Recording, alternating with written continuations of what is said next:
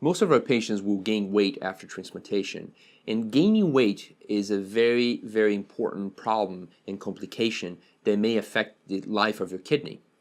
So why do patients gain weight after transplant? There are multiple reasons. So the appetite is much improved. Second, most of the patients start having unhealthy eating choices because suddenly their diet is not so limited as they were on dialysis. Third, because they get busy with life, they start not exercising as much. And fourth, some of the anti-rejection medications may increase your appetite, so you may be eating too much or more than you're actually necessary to do. So what are the consequences of weight gain after transplant? So one of the issues is that when you start accumulating excessive fat, it may trigger inflammation, may rise your blood pressure, and it may even lead to rejection of your kidney. So you have to pay very close attention to your weight after transplantation. Overall, we know that obese patients tend to have a much shorter life of a kidney transplant. And it also increases the risk of dying after transplantation. So this is something to be very careful and to pay a lot of attention. How can you avoid gaining weight after transplant? And I have here my top 5 tips. I think number 1, you have to exercise regularly. And exercise can be a dedicated time, 20 to 30 minutes.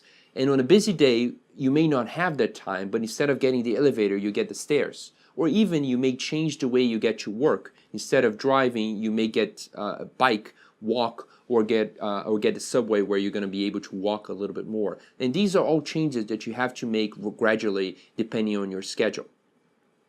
Tip number 2, you have to measure your weight daily or at least weekly. The reason is if you start seeing a change in your weight, you can take action. You can start eating less. You can exercising more. But if you don't follow this closely, suddenly you're going to get to a point that you gain so much weight it's going to be really hard to lose it. And we know that losing weight is hard, but losing a little bit of weight is much easier than losing a lot. The third tip that I have is to decrease the portion of your meals. So instead of getting a big plate, get a smaller plate. This will force you to eat less. And truly, we don't need as much calories as we tend to eat on a regular basis. So eating less and decreasing the size portions is critical. Tip number 4. So you have to eat more raw vegetables per day and less sugar. I have here the drawing of myplate.gov, which kind of divides into fruits, vegetables, protein, and grains.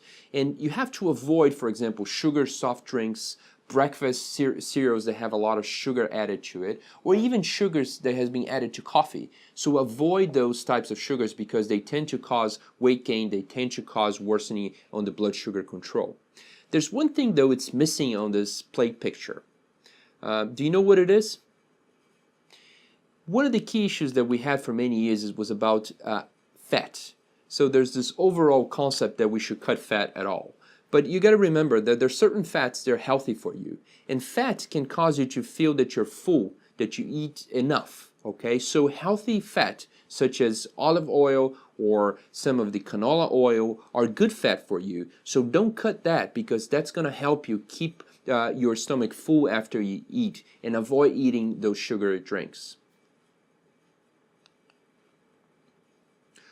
One key advice to eating healthy is to cook at home and plan your meals. I know this is hard, but if you take 30 minutes out of your day and plan your next meal for the next subsequent week, you can have and buy fresh ingredients to cook. And this is much better than buying canned food that had a lot of conservants as well as salt that may affect your kidney in the long term. And one of the key aspects of all the planning is eating snacks. We tend to forget about snacks, and the consequences of that is that when you get to a meal, you're going to get very hungry. And when you get very hungry, you tend to overeat. So you have to have certain snacks throughout the day in order to avoid getting you too hungry into a meal. And these are my top tip for snacks that I use on a daily basis. So carrots, nuts such as almonds, apple, and cottage cheese. So those are great snack tips that you may use during your day in between meals, and it will give you some fullness until you have and reach your next overall meal.